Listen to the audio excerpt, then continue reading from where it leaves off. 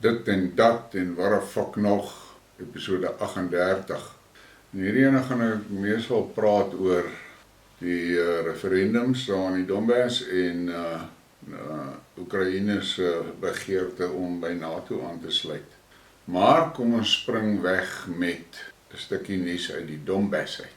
It is planned to build 100,000 square meters of new housing in Mariupol by the end of the year. People will receive at least 1,000 new apartments. Also 500 kilometers of roads and 4 bridges will be replaced in Mariupol and Volnovakha. Yes, ek sukkel maar met hierdie Russiese name hoor.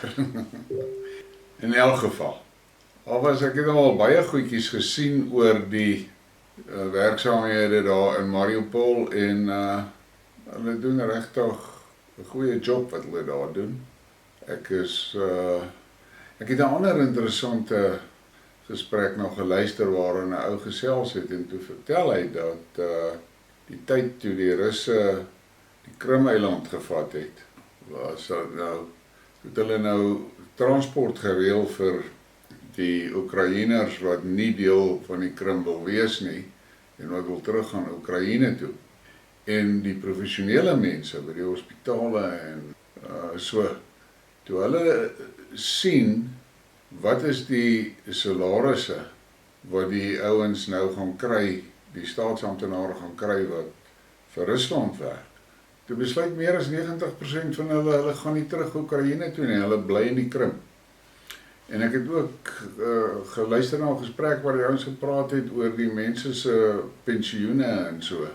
In elk geval en toe in daai selfde gesprek was daar 'n vrou wat gepraat het wat toe genoem het dat die infrastruktuur wat gebou is in die Krim sedert 2014. Hulle kon dit nie glo nie want daar word nie sulke goed in die Oekraïne gedoen nie. Maar nou ja, Mariupol was in die grond en ons almal weet dit. En ja, die Russe is besig om my plek te herbou. Dan hierdie is nou maar so 'n stukkie wat ek wil eintlik sê kry vir julle nuus. EU asylum system has failed Austria. Austrian Chancellor Karl Nehammer has warned that the EU's asylum system has failed, leaving his country overburdened with migrants. En hulle was een van die, Oostenryk was een van die met die groot bekke, toe die ouens van Pole en van Hongarye gesê het, hulle gaan nie daai immigrante in hulle lande toelaat nie. Nou betaal hulle. Hierdie is maar sommer net 'n stukkie inligting, dis nou 'n kaart van Rusland na die Oekraïne referendums. Kyk nou daai jesse manne, dis 'n moerse land. Ek hoor daai ding het iets soos 11 tydsones. Nou hierdie kaart moet jy maar die video maar stop as jy meer in detail wil kyk. Dit is maar net 'n bietjie inligting oor the largest religion by national subdivision. Dis die verskillende gelowe, hoofgeloofsgroepe in die verskillende lande in die wêreld. Is nogal interessant om daarop te let. En dan hierdie screenshot. Ek stel voor jy join my Telegram kanaal. Die link is binne in die beskrywing van hierdie video. En kyk, want dit is 'n aktiewe weerspieëling van die geskatte wêreldbevolking. Kyk wat sê hierdie ou, hoe gaan dit by 2100 lyk? Aan die regterkant daai sirkel daar, die groen is Afrika, die oranje geelrige groot ding daar is Asië. En kyk waar is die res van die wêreld. Dinge gaan verander. En dan het ons hierdie stukkie van politiek. Ukraine's announcement that it was seeking an accelerated entry into NATO came as a surprise to the Biden administration, according to 2 US officials familiar with internal discussions.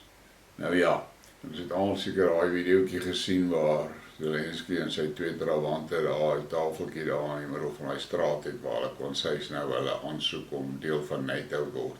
Beteken, dis in elk geval 'n kakstorie daai want die NATO systeem werk nie so nie, jy doen nie aansoek nie, jy word genooi. En hy het 'n groot gejuig opgesit met sy aansoek om nou in NATO toe. En toe verskyn hierdie op Telegram. This has never happened and here it is again. Washington said that now is not the time for Ukraine to join NATO. there was an acceleration of the procedure. En dan sê hierdie een ou, Zelensky is fucked. En die volgende ou sê, NATO are all back, no bite. En dan natuurlik hierdie meme. Jy kan nie anders ons om te lag nie, en dan staan daar onder, Slava Kokainia, sakker. Ek is bevrees, dis Zelensky se pad hoor. En dan hierdie stukkie waarheid, groot waarheid, wat Henry Kissinger jare terug gesê het. En Europa en Oekraïne gaan op die harde manier uitvind. Dis die waarheid. To be an enemy of America can be dangerous, but to be a friend is fatal. En dit is so. As ek net kyk met die absolute oorgawe en commitment, waar hy Newcons in die kakhuis gesit het, en die in mekaar stort van Europa mooi beplan het. En dan kom ons nou by die Nord Stream ding, en die Chinese troll die Amerikaners kwaai. Nou as jy na hierdie meme kyk, who hates the Russian pipelines? Ons kry daai 3, USA. Who tried to stop them being built? USA. Who said they would destroy them? USA. Who benefits from their destruction? USA. Who destroyed them? We have no idea. Dis die waarheid. En dan hierdie is, ek dink hierdie is, ek weet nie, dit is user op Twitter wat eintlik die WEF se moerkoer. Hulle noem hulle self World E-Communist Forum. Investigators have concluded that Nord Stream pipeline committed suicide after the guards fell asleep and security cameras stopped working. Ja, en ons almal weet waarna verwys dit, né? En dan is daar hierdie van Putin. 95% of the world terrorist attacks are made by the CIA. The CIA does not work on behalf of the American people or act in their interest. The CIA is a rogue element of the deep state and an expression of the will of the world oligarchy and their vision for a new world order. En hy is reg. As jy kyk na wat hulle aanvang reg oor die aarde. En dan Latvia, daai posseellandjie daar bo in die Baltiese See, wat dink hulle is 'n wêreldmoondheid. The parliament in the final reading adopted a law prohibiting Russians from having weapons in this country. From September 1, 2023, only citizens of Latvia and NATO countries, as well as Australia, Brazil, New Zealand and Ukraine will be able to obtain weapon permits. Everyone else can't. A license is not issued to persons disloyal to Latvia and its constitution. Previously, a license for weapons could be obtained by all residents of the country who have a residence permit, regardless of citizenship. Nou kyk, die EU met al hulle kak oor demokrasie en human rights en al daai shit, ons blanke Suid-Afrikaners weet wat 'n fok is diskriminasie. En kyk wat doen hierdie donders. Maar hulle sien dit nie in die regte lig nie. As ander lande dit doen, dan sê hulle dit is diskriminasie, maar as hulle dit doen, is dit sommer reg. En dan kom ons nou by daai referendums in die Donbass. And in the same way, the US now sustains Israel as a bulwark against remnants of regional resistance to empire in Gaza, Lebanon, Syria, and Iran. It's transforming Ukraine into a hyper-militarized big Israel that exists to project NATO's power against Russia. En dit is groot woorde van Max Blumenthal en ons moet kennis neem van dit. En dan is hier 'n Arabiese joernalis wat ek volg op Twitter. Hy kom nogal met goeie goed uit hoor. Ibrahim Hassan. Like it or not, accept it or not, the incorporation of the 4 Ukrainian regions into Russia is another proof that the major mistakes made by the US and its allies over the last 3 decades are catching up with them now. Over the last 30 years, the US and its allies have made a mockery of the UN and international law by illegally and blatantly invading and breaking up nations, and redrawing their borders with impunity from Yugoslavia and Afghanistan to Iraq, Syria and Libya. They don't have moral authority at all. They've done it for far longer and on more occasions. En dit was 'n antwoord op hierdie groot gebler en kakpratery van Amerikaners en die EU en almal wat sê hulle sal nie daai referendums in die Donbass erken nie. Dan is daar hierdie van daai Jens Stoltenberg van NATO.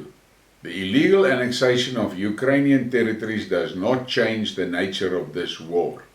Vladimir Putin. It was Russia that created modern Ukraine by transferring significant territories there. Announcer.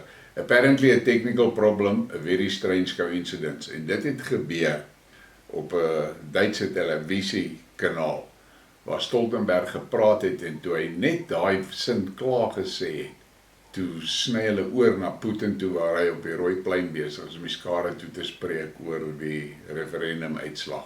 En toe sê die announcer, dit is 'n tegniese probleem. Dit was nogal 'n embarrassment hoor. President Putin, the West does not have any moral right to weigh in or even utter a word about freedom of democracy. It does not and it never did. En dis waar. Putin het hierdie ouens geroei hierdie laaste paar dae oor. Hy trek nie sy punches nie. Dan sê hierdie ou, imagine occupying, Michael Carpenter, US ambassador, sê, imagine someone trying to take your property and simply declaring it theirs. En dan antwoord hierdie Hassan Mafio, imagine occupying 1/3 of Syria, stealing its oil and wheat and then saying this. Dit is die waarheid, mense. Ek het dit nou al genoeg kere gesê, ek is so gatvol vir die Amerikaners se kak, dit is net nie snaaks nie. Dan het ons hierdie stukkie ook van Hassan Mafi. The Washington Post sê, Putin illegally claims annexation of Ukrainian regions, escalating the war. Dan sê hierdie Hassan Mafi, what about the illegal annexation of the Syrian Golan Heights? What about the illegal occupation of Syrian oil fields? How come no one cares about the illegal actions of the US and its allies? En dit is 'n baie goeie vraag wat hy daar vra, maar dit sal nie geantwoord word nie. Die westerse mense, die gewone mense van die Weste, moet bid vir Putin, want die vet weet, hy is die enigste ou wat die guts gehad het om hierdie korrupte, evil, bose Weste aan die keel te gryp. En dan is nou hierdie stukkie, is nou nogal afsterend. Rabbi explains the importance of sucking a boy's penis after circumcision. Fuck. Dit kon nou 'n warfok gewees het. Dan is ons nou in die UK. UK sanctions Russia's central bank governor Elvira Nabiullina. An asset freeze travel ban has been imposed on Nabiullina, the British Foreign Office said.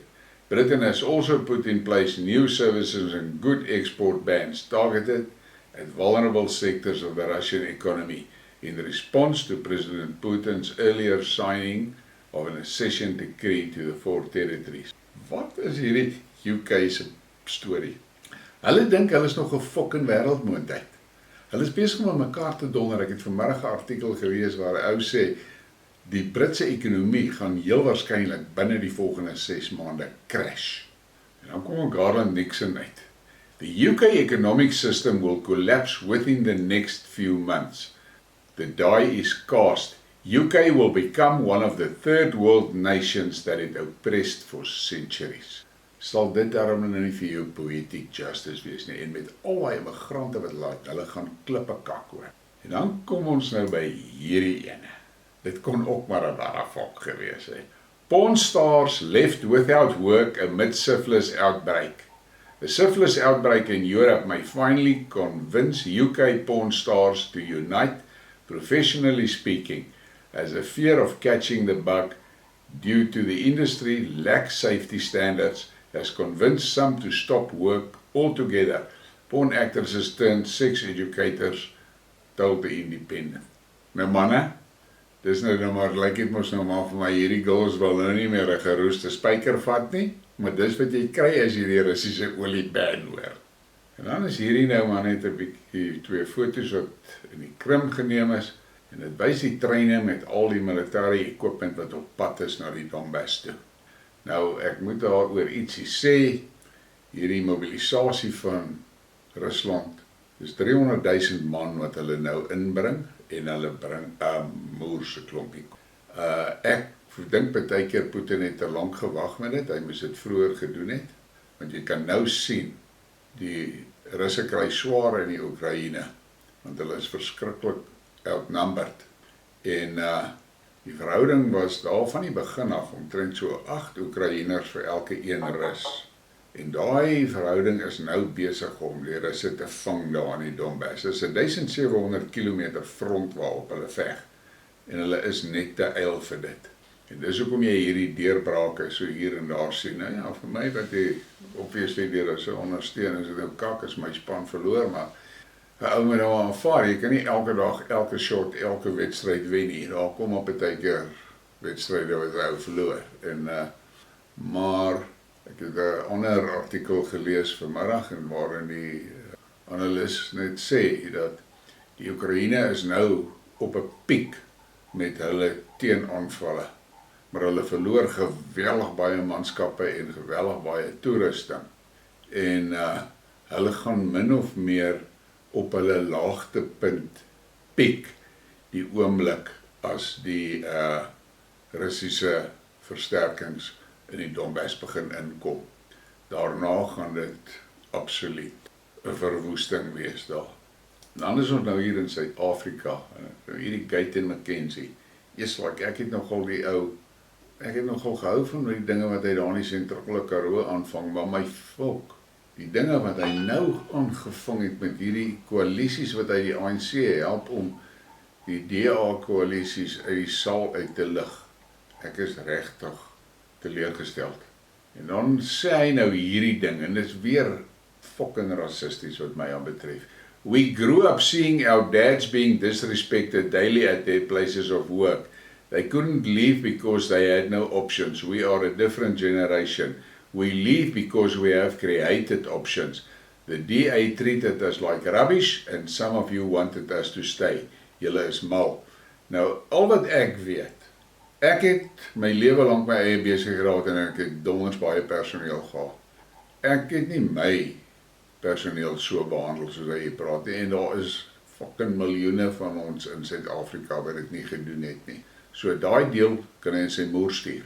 Maar waar ek met hom saamstem, is dat die DA het opgefok in hierdie koalisies. Die DA is nie lekker nie, ek het in my vorige Briekmerke daaroor gepraat.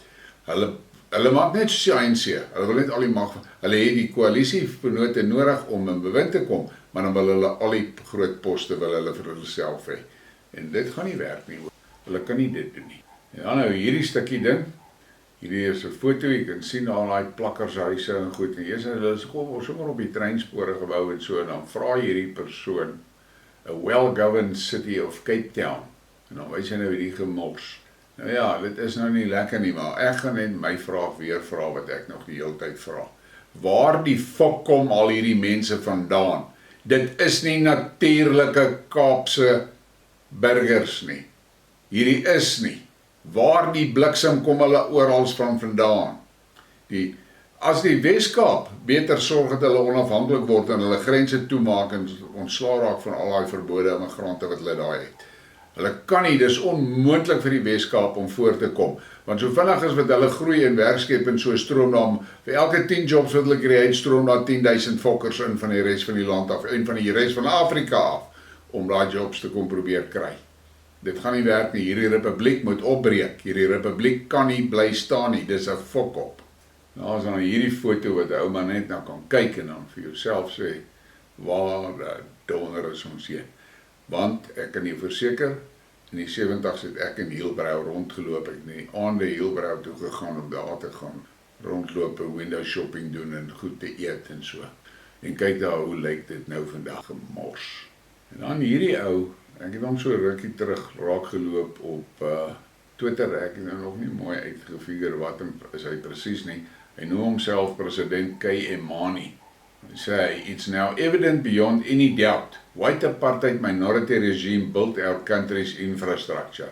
The black majority ANC regime destroyed and vandalized everything. Sad, they want all of you to believe theirs is the better life for all.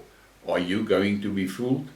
Maar ek moet sê, daar's meer en meer sulke stemme wat ek sien wat op Twitter opkom en Afrika Bona en hy Majosi, hulle kom uit met die goed hoor.